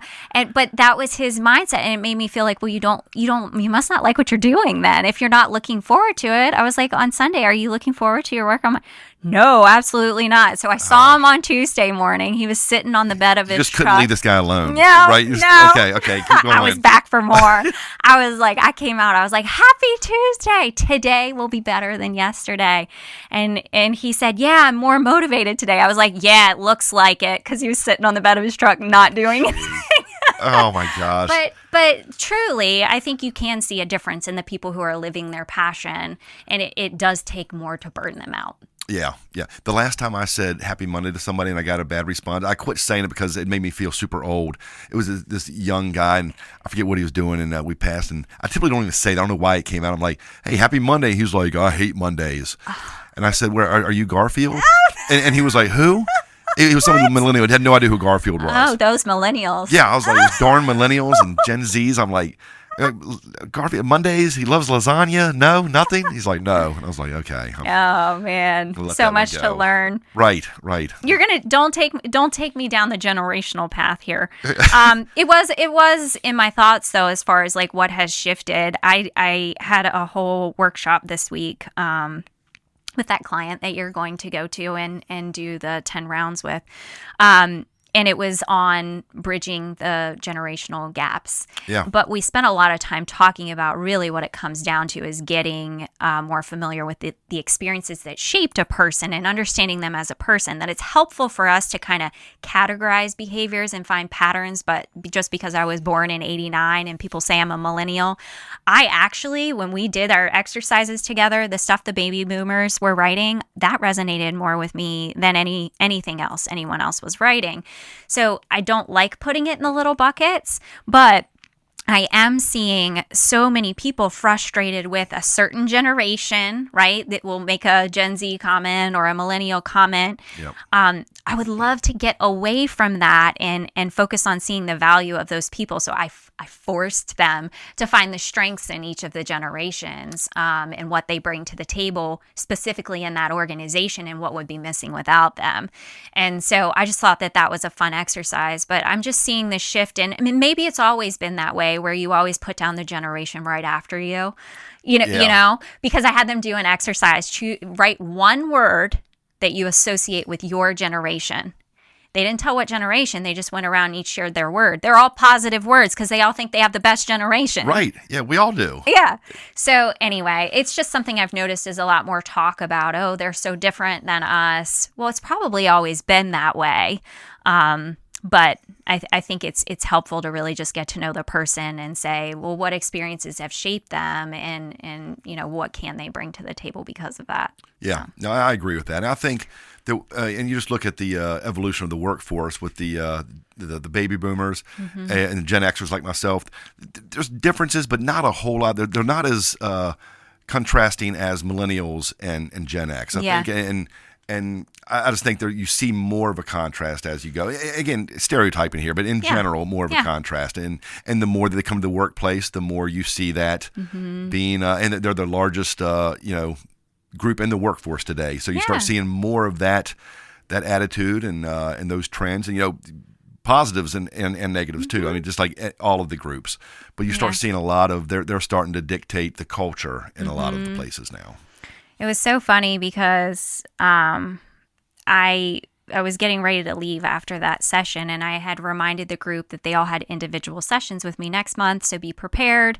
And if they were having any specific leadership challenges, to come prepared with those, because I was going to use them as submissions for 10 rounds.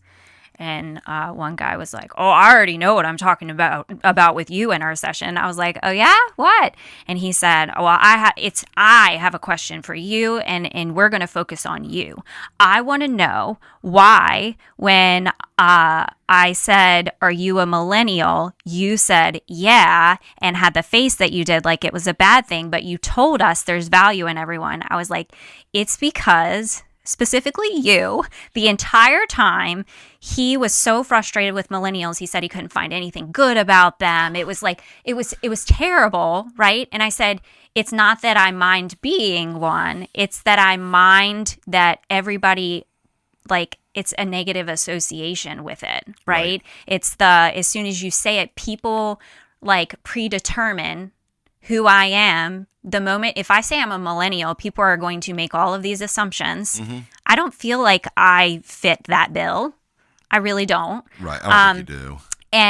And that is the reason that I reacted the way that I did, because people like you, that's kind of, I think I said that because of people like you, determining who I'm going to be because of the year I was born. Yeah. So anyway, the lady walked out and she's like, don't mess with her. Well, that'll be a fun coaching session for you. Oh, I can't wait.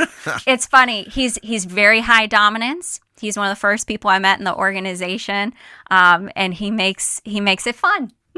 Good. He makes it fun. He's met his match. Yeah. Well, which part? The dominance are making part. It fun. Okay. Both. Well, is he fun? Watch. No. I don't know the guy. I know you. You're fun. Well, and what if dominant. he listens to this and I can't say he's not fun? You have to. You're in too deep now. Yes, he's fun. Okay. We pick on each then other. You're both. I was talking more the dominant piece. The two dominants going at it. All right. What hasn't changed? What hasn't changed over the years in leadership? Same answer. It's still hard. It's what hasn't changed. I think there's nothing new under the sun. A lot of the times, I think a lot of the same issues that I challenge people to. You know, find a great boss or a great leader that you had when you were younger, just starting out. You know, talk to them about what made them such a great boss or leader in your eyes. Then ask them what obstacles they had, and I guarantee you, most of the obstacles that they talk about are the same ones that we're dealing with today, but they found a way to make it work. They found a way to get past those hurdles. Yeah. So I think it's that's what's still out there. And I feel like a lame answer saying that out loud. No, it's not a lame answer. I don't know what I would say to my own question. I would say people still desire to be respected. They do. People want to work with people that they trust and that trust them. I think some of the values have remained, and that is something that I did talk to this group about. Is we had quite a wide range of folks, different ages. People had been in the organization for years, and some within the last year.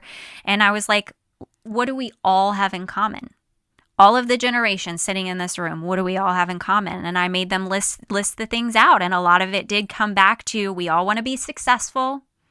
We want stability in our lives. We want to be respected, right? That I feel like that's always been a part of leadership and people in general. Yeah. So I guess that hasn't changed. No, that hasn't changed. And I think there's still some hesitation. Another thing I have not seen change, I'm hoping it changes for the better. Yeah. There's still a hesitation for people out there to call themselves a leader. I think that's, I don't know if you see it, I think that's a big sticking point sometimes. Yeah. Well, I don't need leadership training because I'm not a leader. We'll send some other people there. And when we look at it as, the definition being anybody that has an impact or an influence on someone else, that's leading. Right. And that's this podcast. Yeah. That's for everyday life. Like So everyone. That is a hard hurdle to get past, and I'm still wrestling with that. A decade later, 20 years later, I'm still wrestling with that. People, and a lot of it's not out of a place of apathy or anything like that. It's just a place of, a lot of times it's a place of humility, where they say, well, I don't. A lot of times you ask people to raise their hand. Who in this crowd is a leader? Very few people will raise their hands. They'll ask them, so well, I haven't led anything. Well, it doesn't matter. Have you had a positive impact on somebody else? That's leading. And just helping them to have that mind shift of here's what true leadership is. Again, we preach, I'm beating a dead horse. It's not the titles, right? It's not the accolades. It's just having that positive impact on someone else. If that message can come through in every single one of these podcast episodes, that's my goal. Is I really want people to feel like it's accessible. That's why it's leadership principles that we can take and apply to our everyday life in our families, and the way that you're leading your household, the way that you're leading yourself. in the business, it doesn't matter where it is. So Yeah. I love that you said that. You're not beating a dead horse. Okay, I just good. don't know about that phrase, though. You don't like that phrase? I don't. I mean, You couldn't just give me one good answer. You had to find something about this answer that beating a dead horse. That's okay. Matt says I find something wrong with everything. So. So I'm not special then. It's just okay. No. So cut beating a dead horse out in editing. Okay? No, it's just. What's wrong with that phrase? I just want to know where it came from. I don't know. Okay. I do think about the origin of things. Sometimes I say stuff and then I stop and I'm like, where did that come from? Who says that? I don't think you don't think like that? I'm weird. I don't think before I speak. I just No, it just comes out and it's out Whatever. So again, making it actionable. Yeah. Based on changes we've seen and then things that haven't changed. What should someone who is managing a team, leading a team, be asking their people to better understand them? Well, I think let me take a step back from that one if it's okay. I feel like I'm never answering your direct questions on here. I love that about you. So I think instead of doing that, I think one of the best things that people can do, and this is it's going to come across like a cheap plug for you and I, but it's not. And I'll finish out the thought.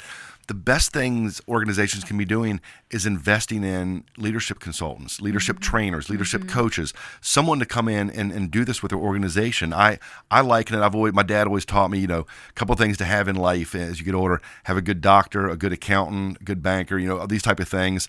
But I think having a good leadership trainer is right up there, just as important with those, because I liken it to when I go to the doctor. I go to the doctor and I'll say, hey, I've been having, my elbow's acting up, but I've already looked up WebMD, so I can tell you what's wrong with it and save you some time.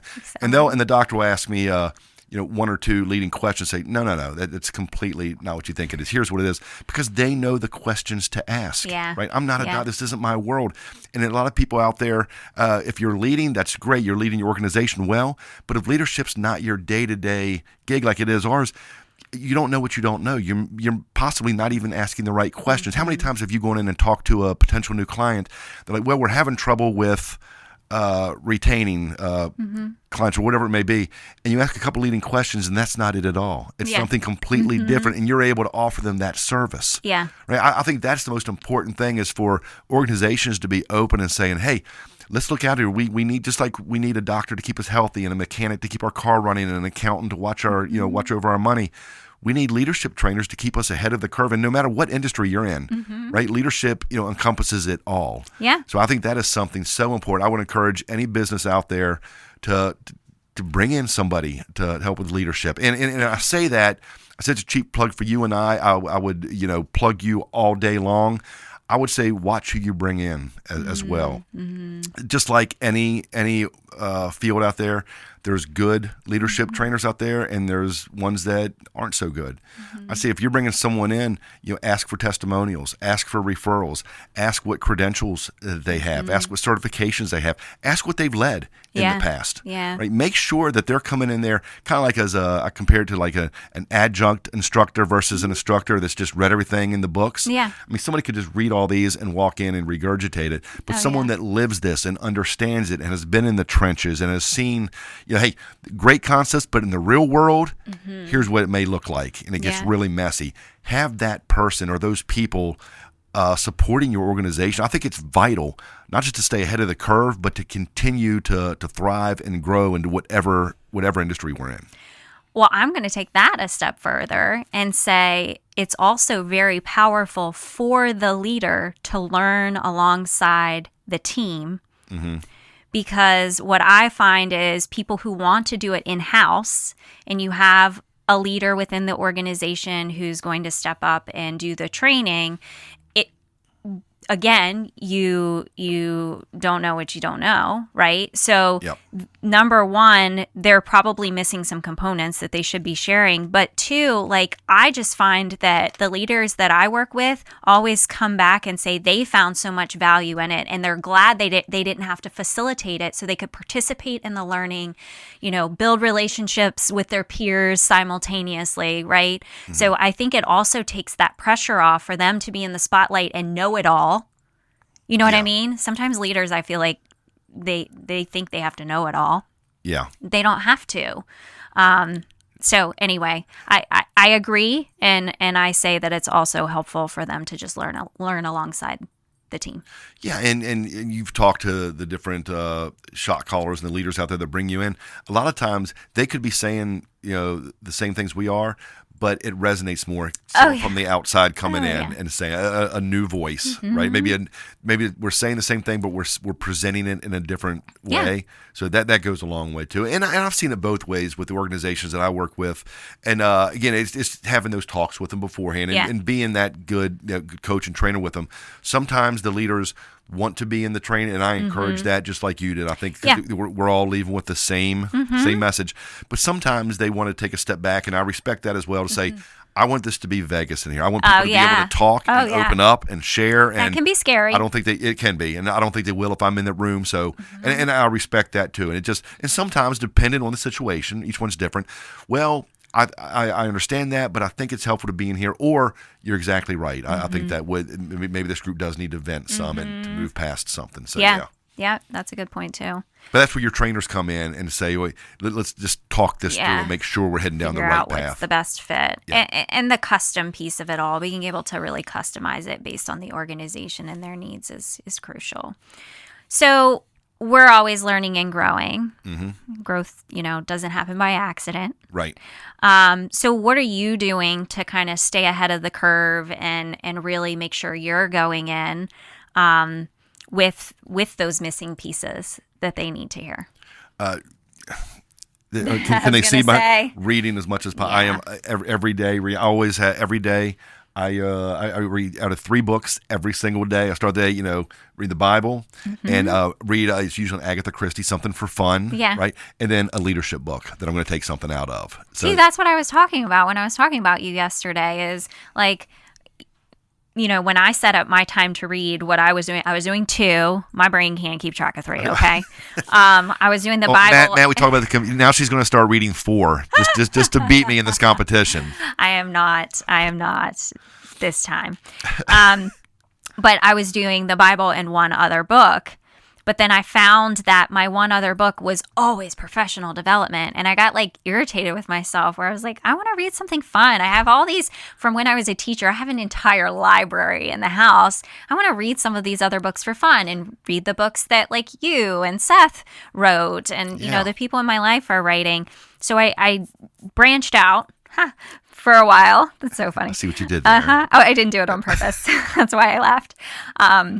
So I did that for a while, but then, like I said, stuff started eating into my time. So I just need to build back to Bible in one book. It doesn't matter if it's personal or professional. I'll start there. I'm not going to go to 3. That's the thing too. You don't have to go all in all at once because that doesn't tend to lead to success. Right. Right. But yeah, reading. I will answer the same question that I asked you. Listening to podcasts. Yeah. Like I kind of gave that earlier. Even if I'm going to be talking about something coming up, I'm preparing my own presentation. I will dig deep again into books that I've read about it, any research that I've done in the past, my notes from going to other seminars, and I kind of pull it all together and make sure it's fresh in my mind. So I'm always kind of pulling in all the different pieces. Yeah. But yeah, I recently looked at going back through all of the Maxwell curriculum again, but now through this lens. 5 years into the business, I'm gonna hear all that information differently than I did 5 years ago. So I like to really use resources that I had in the past, but see it again now through different eyes. Yeah, reusability. The other thing I'm doing besides reading, and I need to watch more podcasts, or listen to more podcasts, like you're talking about. But also, I've been more intentional with spending time with other leaders. Okay. And I don't go in with any agenda or looking to take any notes or you typically not to learn something specific, but just organically hanging out with other leaders. Yeah. Something brushes off. And I got that. I started noticing some of our community leaders. I see that they're always out with someone else, and we call it networking. I think that gets a negative connotation. They're out there just being with other people, right, and truly enjoying other people. But the more time you spend with these folks, I walk away, and it's even if it's going out and getting lunch with somebody one day, and we're not talking about anything specifically, I walk away, having learned something. Yeah, right. My always. cup's a little more full after Always. that, and I could name drop a bunch of different people in our community that I've been doing that with, but it helps. It goes a long way. And again, it's nothing. I encourage people to do it. What I'm trying to say is, it's not. You don't have to go in with your list of 10 questions to ask somebody. Just be with somebody and enjoy that fellowship. C's would like to come with questions. You can if you want. I'm saying for the eyes like me, you don't have to. Just go with the flow. Yeah, you still glean. Yeah, you're That's great. go with the flow kind of guy. Yes. No, I agree, and I think, and I believe I have said this before, but I'm very careful about who I surround myself with. And the moment that I feel like someone drains me and they're not helping me to grow, I'm not learning from them, then it's probably not a great relationship for me to put as much energy into. So that's why I hang out with you guys. That's right. We made the cut. Yeah, you made the cut. For now. Yeah, well, I'm ready for the most exciting update. Are you ready? No, we already did the most exciting update. We did not. Yes, we did. I saved yes, the best for last. Okay. Okay, here we go. You have a really exciting announcement to make, a big change in your life that you wanted to share earlier, and I've made you sit, 84 minutes and 21 seconds since we started recording. Wow. Okay. What's going on in your life for real now? Well, I have accepted a new position. You have? So I have. I look at you acting all shocked here for value here. I am. We have both taught classes for Laurel Ridge Community College, the Workforce Solutions program, for years now. Yeah. And an opportunity arose, and I threw my hat in the ring. So you were looking at starting next month, the new corporate training sales manager of Workforce Solutions at Laurel Ridge Community College. So I'm excited. Awesome. The gentleman that does it now has been doing it for a long time and has done it very, very successfully, and he is retiring. Yeah. So I will be big shoes to fill. Larry Baker is the gentleman doing it now. He was actually the one that brought me in and interviewed me when I came in to teach about 10 years ago or so. Wow. So it's kind of a full circle moment. So I'm excited to be. They're a great group of folks. You know them. You've worked with them. I'm excited to join the team and hopefully bring them the continued momentum that they already have. I think that is amazing. I would like to ask, who did you tell first? Remember earlier we talked about actions and reactions? I hated keeping it a secret because it was once it came out, then you have to wait till all the legal stuff and HR stuff gets taken care of. So I couldn't say anything, and then I got the word that hey, it's you gotten the job. It's official now. The word's out. And they go, we've sent out an email, and I'm like, oh shoot, it's cat's out of the bag. You know how quickly information goes around this community. I'm like, I got the calls driving my car. My first call was to you, and I said, do you have 10 minutes? And you're like, yeah. I said, I can be there in 5. Now I drove straight here and broke the news to you because again, I was like, because we have done a lot of stuff because the rub of it is that now that I'm working for Workforce Solutions, I won't be doing any more local leadership training myself. And you were afraid I would be heartbroken and not collapse in the heartbroken. floor No. in front of you. Let me finish my point here. So I wanted to, that's the biggest piece of it. Yeah. That's the conflict, and I'm happy to move over to a Workforce and work with them and bring whoever my clients that want to come over with me are. But I wanted to run it past you just because we've collaborated on stuff in the past, and we've done fun stuff, and deep down I knew that you would be happy about this. Of course. But I just wanted to make sure I wanted to present it to you first. I didn't want you to hear it from anybody else, right? I didn't want it to be third-hand information or second-hand information. I wanted to let you know, again, here's what's happening and here's the why. Yeah. Here's why this is a great thing. And again, true to form, you talk about the action and the reaction. Your reaction, you couldn't have been happier for me, like a true friend. Yes. So and I appreciate that. Yes. No, I am very excited for you. I am honored that you called me and thought to come here first. I was freaking out because you've never really done that before. And so I was like, I think something's wrong with Jay. I hope he's okay. I had all these bad situations running through my mind. So I was actually really relieved when you told me that. What excites you most about this position?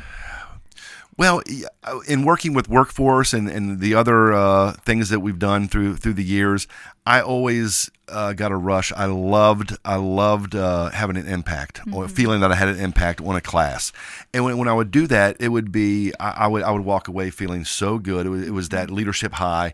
Feel like, okay, I had a positive impact on a class of 15 or a class of 30 or 40, whatever it may be. Right. I've impacted these folks today, and it felt great. Right, self-serving, it felt great, but I also knew that they went out and they were hopefully better off from it as well. It's got to thinking at this stage in life, I'm like, I loved having that impact on these small groups of people. If I could step into this role where I go into the corporations and I sell these services, I'm not necessarily in the classroom anymore, but it's almost influencing the influencer. Yeah. I'm bringing in the business and larger. If I can have more of an impact at this stage in life, a larger impact on a larger number of people, I think that's what we're called to do, is to continue to grow that impact and that positive influence. So I hope I'm able to carry that on and move forward with that. That's what excites me about this. I know that you will. You're going to be amazing. It is the perfect fit for you. I saw Christine Kriz yesterday, and we were both very excited about it. Of course, she's going to get to work with you more now, and I might get to work with you less. So there's a little jealousy. She'll get sick of me quick. I'm going to tell her all your secrets. Yeah, that's right. No, but I'm excited. It's a great organization, and I'm happy to bring what I can to it, and we'll see what happens. Well, I'm excited, and if there's anything that I can do to support you in your new role, or the audience, we're going to be bringing you in as a adjunct again. I love teaching for Laurel Ridge. I really do. It's a great experience. I met a lot of great people, through those classrooms. Yep. So yeah, I would love to support in any way. So thank you. I will definitely be in touch with that. Excited to see where it goes. I know Larry Baker is awesome. Yes. And I sent you a picture this morning of. Yes, I forgot about that. Larry Baker, you and myself, how many years ago at Apple Blossom? 2 or 3 years ago. Yeah. And I just thought it was so funny because you had no idea in that moment that he'd be retiring and you'd be moving into his position. Yeah, it was crazy. Yeah. That was at the business luncheon a couple years ago, right? Business at the Bloom. Yep. Wow. Yeah, shout out for Apple Blossom. That's right. All right, so a couple of segments we're going to end with here. Something that we didn't do in the last season. Number one, I want to start with my leadership in the wild. So I am curious about someone that you've seen out in the community leading well. It doesn't matter. They don't have to have the title, right? Yep. We talked about this. By the way, I'm really considering changing from leadership development to people development because I kind of want to take that word out of it. I like and that. see if people are more open to it. Just throwing that out there. Okay. I was thinking about it in bed last night. Okay. So I can't steal that now. I mean, you can. I don't care. Whatever. I like that. So who have you seen out making a real difference? Great question. I want to spotlight him. Great question. 2 answers for you. The first one, I told you I did the Rotary Memorial Day kickoff there on Thursday. Yeah. I just want to give a shout out to Rotary Club in general, the Winchester Rotary Club in general. They just did a phenomenal job. They brought me into a couple of the planning session meetings beforehand. And running a meeting is an art. Yeah. And this guy, Dan Abel was his name, and he ran this meeting. We started at 6. We got out of there at 7. He kept it moving. I've never seen a more efficiently run meeting. That's awesome. In my life. He did such a great job. And then everybody knew their role. Everybody knew what they needed to do, and they were comfortable doing their role. And but the best part was when I got to Handley that day to get set up to familiarize myself with the stage and where everybody was sitting and to learn this. Everybody was showing up. Here's the color guard coming in to present the colors. Here's the people coming in to sing the national anthem. Here's the trumpeter. Here's the cadets coming in to say the Pledge of Allegiance. Everybody, where do I go? Who do I talk to? Every single Rotarian that was walking around there, and this is an occupational hazard for people like you and I. I was watching how they. Yeah. And every person would walk up. They would find a Rotarian. Hey, who do I need to talk to? I'm supposed to do this. they'd either answer their question or say, I'm not sure, but let's go find somebody that would. And they wouldn't point them. They would walk them to somebody that had the answer. So the thing went off, flawlessly, in my opinion. It was like a well-oiled machine. That's amazing. Everybody knew their role, but nobody was scared to jump in and help, even if it wasn't their role. Yeah. Everybody got involved and made this thing just go so great. Even from the folks, the timing. There was a C-17 did a flyby. It's supposed to fly by right at the end of the national anthem. And from the pilot up there to the person on the ground, queuing them up at a certain moment. The parachutists came down at a specific time at the very end. They ran this thing so efficiently, and this is only the 5th year they've done this. Okay. But they just did a phenomenal job. I just want to give them a shout out. That was true leadership across the board. We're going to spotlight them. I'll have to do like a social media post with this specific segment. Very impressed with that. Yeah. So. I do have a question, though. Yeah. If you could lead me to the right person that can answer it for me. Yes. My parents went out to take a look at the flags specifically because they were interested to see if someone they knew had a flag there. And there were I'm going off of their description, so I could be totally wrong, but letters at the end of the rows, which they thought was associated with the last name. And so they went up the row looking, but the first or last name didn't match the letter on the row. What did that signify? Do you know? I'm not a Rotarian, and I wasn't. I'm telling you, I could tell you what I think this was. Okay. So if I'm wrong, you can edit this out. Okay. I think that was just a way for almost for tracking to say, okay, hey, you're going to buy, Sierra, you're going to buy a flag for somebody. Your flag will be at battle J7. So you don't have to walk through 100 some flags. You know exactly where to go to see the flag with the name on it. With the name. Yeah, that's my understanding. Okay.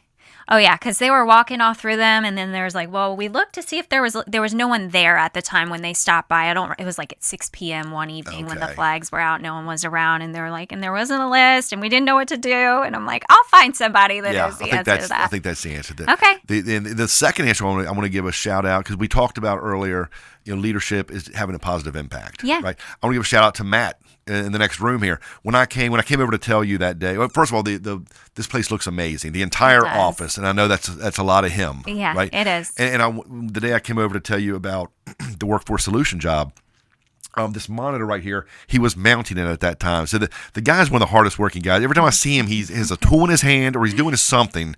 So I just want to give a shout out. That's leadership right there. Taking charge and having a positive impact. He does. He has that impact behind the scenes, and most people don't know all that he does. And truly, they don't understand all that he does. He launched his nonprofit recently, so I don't even know if you know about that. Yeah, you do. I liked it on Disaster Facebook. Relief. Yes, good job. Yes.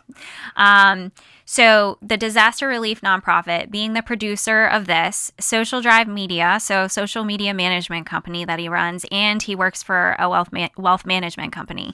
Wow. So he does that and deals with me. Wow, that's more than a full-time job. I was going to say, my gosh. Yeah. So ask me which one's the most difficult. I don't have to. I know exactly which one ranks number one. Which one, Jay? Let's move on. Okay. But the other great part of leadership, it's that old saying, it's amazing how much can get done if no one cares who gets the credit. Mm-hmm. He's the most unassuming guy I know. Who comes in here, never wants credit for anything. He just gets the job done and does it well. So he does. Great shout out. Yeah, we'll put that one flowers. out there too. Aww. He'll pay you for that later. All right. I want to make sure I'm getting back here as a repeat guest again. You're really trying, aren't you? I know. So what about you? Who have you seen leadership in the wild? Oh, my gosh. I see it everywhere. It's really hard. How do you pick just one? Okay. I'm going to give you one because it's so fresh in my mind. I'm going to go with Darkus Brenneman. Okay. Great person. So that, again, fresh in my mind, that I had a major issue with my accounts yesterday at 5:01 p.m. and did not have access to anyone. So Darkus, on her own time, on her personal phone, talked to me about what was going on. When I got to the office this morning and I logged into my bank account, she had already gotten in touch this morning with somebody who had taken all the fees off of all the accounts, had handled everything. She knew how emotionally impacted I was with that yesterday, and she took time out of her personal time to work on getting it fixed for me so that I could have that pressure relieved. So it really impacted me. And truthfully, my mindset for the day is going to impact my connection with everybody I work with that day. And so I feel like it put me in a good headspace for the day and allows me to have a better impact on the people around me. So people like that who will go above and beyond and do things on their own time, not because she was getting paid to do it at that time, but because she truly wanted to help. I feel like people like that stand out to me. Oh, yeah. And with all those different levels that you just talked about, what she did for you, they're all great. I think it all started with having someone to talk to after 5 p.m. on a Friday. Because if you had to go, because we're all the same way, if you couldn't talk to anybody and you had to go the whole rest of the night just wondering, thinking worst case scenarios. Oh my gosh, I wouldn't have slept last night. Right. It means so much just to have that person to be able to talk to. Oh, yeah. That's why I'm big. It's the power of one. It's a power. Nice plug for the bank there. Wow. You really do love them now. I do. You always have. I have. But that's why I always think it's so important, too. I try to return calls or texts or emails, whatever it is, even if it's after work, what are normal working hours for us, right? But even after, I made that joke last night after close of business. I said last night, that? I said my business closes when I fall asleep. but for everyone working a 9-to-5 job, that being able to get in touch with someone, I try to email back, like I said, call, text, email, and just say, hey, I got your message. I'll be back in touch with you first thing in the morning, just so they know they don't have to go the rest of the night. Well, that's how much he thinks of me. Acknowledge receipt. Yes, and when I get that from other people, I'm like, my mind. I was like, good. We're gonna talk tomorrow morning. It'll be great. Docket. Yeah, I'm not worried now. But if I keep thinking, why aren't they calling me back? Right? Yeah. So that's great. So kudos to her. Awesome. All right. So next little segment here at the end that I want to do. I'm just randomly throwing this one out to you today.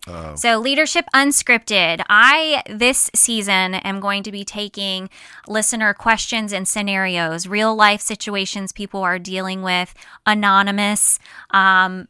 I'm going to take those and we're going to answer them on the air. I'm excited about it because I feel like people come up to me on the side all the time and they might be going through a specific situation. They'll, don't talk to anybody about this, but I'm dealing with such and such. I just feel like this gives everybody a way to, anonymously submit concerns and what they're experiencing and get some ideas from people who do it well, like you, Jay Foreman. All right, so I have a scenario for you. I have a little situation, and hopefully you might be able to give some ideas of how this person can proceed. Hit me. Okay, so this person reached out and said that they are in a leadership position in which they've come into a team. There is someone on that team that is older than them, significantly older, and has been with the organization significantly longer. So now they find themselves in a position where they're leading as a younger person with less quote unquote experience. They're now leading someone who really they look up to.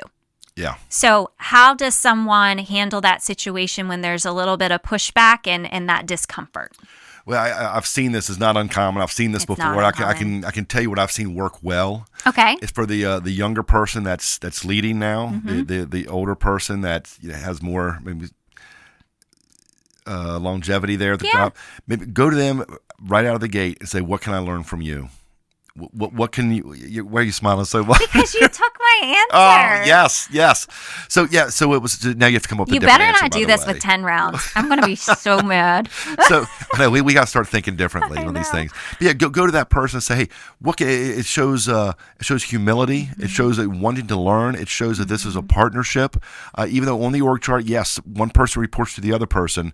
If we're going to work together, hopefully there's a healthy level of respect there to be get the optimal job done. So, hey, what can I learn from you? What do I need to know about this job moving forward?" And a lot of times that you find some common denominators there, and it sets the tone for an easier transition. Yeah. I think the key word you said there was respect. It shows that you respect their experience in that organization and what they bring to the table by coming to them and saying, I'm here and I want to learn from you. I realize you have so much experience here. Tell me what I need to know. Yeah. Can you be a resource for me? Can I come to you? How can I better support you? What are your needs? I think that just, it levels the playing field. It builds respect and trust from the beginning.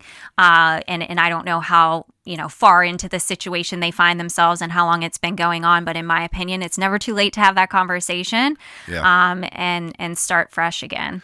Yeah, a lot of times it's how you ask or what questions you ask too to take some of the subjectivity out of it, make it more objective. Hey, what can I learn from you to help better this environment? What can I learn from you? What can you share with me to help get us across the finish line here? Bring up the not just the relationship between the two workers, but the overall goal of the organization or that department specifically. Yeah, this is great feedback. I'm glad we're on the same page and I didn't have to fight you on it. Yes, good. I am so distracted by your socks right now. I don't even know what. They're trees. Yeah, palm trees. Oh, that's so cool. Yes. You did not do that intentionally. You did not wear trees because you were on branching out, did you?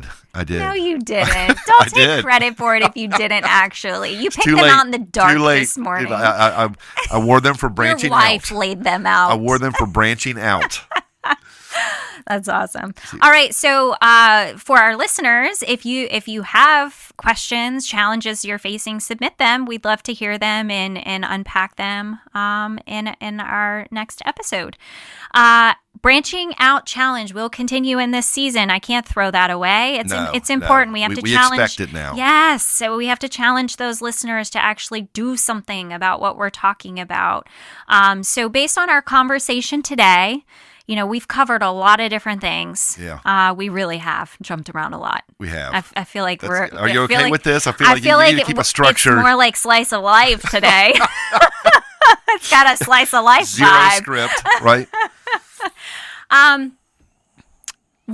What is the actionable step? What should people do based off of what they heard today? What was the one thing that stood out to you that people could be applying in their lives? I want to throw out a challenge that I just heard yesterday for the first time. Okay. That I'm starting to implement. I'm intentionally going to do this for the next 30 days. Okay. And hopefully it becomes habitual and I see some fruits from it. Okay. And that is whenever you're dealing with anybody in leadership or in any aspect of life, when you're talking with someone, listen carefully and respond creatively.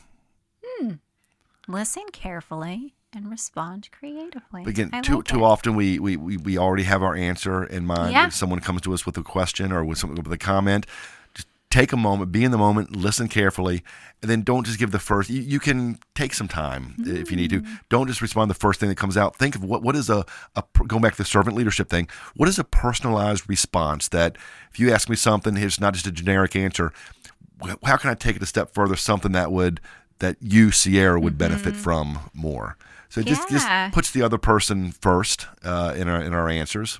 Yeah, I love that idea. Yep. I was thinking of all sorts of people that have brought this up to me recently, and I'm not talking about myself, Matthew. I know that I could wait a little longer to respond. My dad just brought it up to me. My mom's driving him crazy. Are you allowed to say this on the podcast? Yeah, I don't care. Okay. I don't think he listens. Okay. Whatever. Does she listen? I don't think. Okay. Well, she knows she drives him crazy. But he said he doesn't understand she always has to finish the sentence and try and jump ahead and predict what he's going to say. And it's not what he's going to say. And he was like, but I listen to her in the workplace and she's so patient. And she listens so carefully to all the patients that are calling in. And it's completely different. And he said to me, can you help me? Can you help me figure out what the difference between the two is? Why she can do it here and not here? And I said, well... Oh, are you saying that that's what I do? Huh? I didn't say anything. Oh my gosh. I just dug a hole. Anyway, my response was, I really truly believe that the people we're around most often, we do think we know them so well where we know where they're about to go. We can finish their sentences. We jump ahead. We kind of get excited to do it. Yeah. Whereas someone else that we're not as close to, we do take more time to listen and process and make sure they feel heard. Yeah. Right? Yeah. And so I feel like it's like applying that across the board in every relationship, whether you're leading someone or not. Good point. I like that. That's a great branching out challenge. Yes, there we go. You have to write down all of them because here's the problem. You're going to be on here so often that you're going to be like, have I given this challenge before? Yes, there will be something new every time, I promise. Yeah, so you better keep track. All right, this has been great. Thank you for coming. How are Erica's challenges, by the way? Average. That's what I thought. Yeah. Okay. Go ahead. I'm sorry to interrupt. Yeah, I think she looks them up on ChatGPT. Yeah. No. Yeah. Okay. Sorry, that was a joke. That was totally a joke. Between that and the confetti, come on. I don't think she listens either, by the way. Oh, well, she'll listen to this one. Yeah. Yeah. Have you listened to every episode or have you skipped some? Tell me the truth. I haven't listened to all 52, but I guarantee you it's in the 40s. Okay. So that's good. 40s. I'll have to go back and see which ones I haven't. Yeah, I'll have to go back and see which ones I haven't listened to. It's I don't know why I wouldn't have what I would have missed, but I've listened to most of them though. I know. You have even reached out when you're like, "Why isn't the episode up yet?" Yeah, exactly. It hasn't been posted. Right. I'm going out on my run. I need something to listen to here. At least it's not. I'm trying to fall asleep tonight. No. That's what I put on Slice of Life. Right. Well, congratulations on the kickoff to another season. This is going to be your best season yet, your best year yet. You keep raising the bar. So thanks for all you do for our community and beyond, and appreciate being on the ride with you. Well, right back at you. Congratulations on your position. I'm so very excited for you. Was my automatic reaction thinking about how will it impact my work with you? Heck yes. I'm not going to lie. Of course, that's what I thought. Yeah, but no, I care more about you being happy. So I got the text later from you that night. Well, what about this? What about this? Later, I was like, okay, long enough. It's been long enough. I can ask now. How does this impact? What did I say? 10 rounds? Yeah. How does this impact 10 rounds? Or the Tri-State Leadership Summit? All good. So all those plugs too. Thank you for everything you do. You're having such an amazing impact. I love that you're going to be able to do that through Laurel Ridge now. And I think that really is going to expand your influence. So congrats. Thanks for coming back. I'll invite you sometime. Yes. All right. Well, thank you so much for joining us for our first episode of the season. So we are starting back at episode 1. So it sounds weird to say that because I was in pretty high numbers and I feel like I'm starting this all over again. But thank you for joining us. We do have a lot of exciting things coming up too because I have launched some podcast sponsorships. So that's actually landing in a lot of people's inboxes who have been asking for information on it. If you're interested, you're a listener and you want to sponsor, we do packages of 3 months at a time. So we'll do a 3-month minimum. You can try it out, see if it works for you, but let us know if you're interested. Also, if you want to submit something for our Leadership Unscripted segment, you can shoot an email to info@branchingoutpodcast.com, info@branchingoutpodcast.com. And as always, we appreciate if you share this with someone that you think will find value in listening to the episode. We'd love to see you follow and subscribe and get those notifications every Friday at noon Eastern Standard Time. Thank you so much for joining us, and until next time, keep branching out.